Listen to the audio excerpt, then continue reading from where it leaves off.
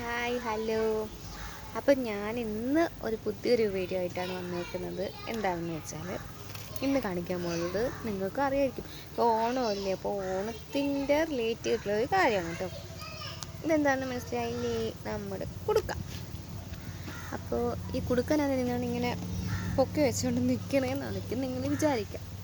അപ്പോൾ വേറെ ഒന്നുമല്ല, നമ്മുടെ ഒരു വർഷമായിട്ടുള്ള നമ്മുടെ സമ്പാദ്യമാണ് കേട്ടോ ഈ ഒരു കുടുക്ക. അത് കഴിഞ്ഞ ഓണത്തിന് നമ്മളിതുപോലെ കൂട്ടി വെച്ചിട്ട് അത് പൊട്ടി വെച്ചിട്ടാണ് നമ്മൾ വീട്ടിലെ സാധനങ്ങൾ വാങ്ങിച്ചത്.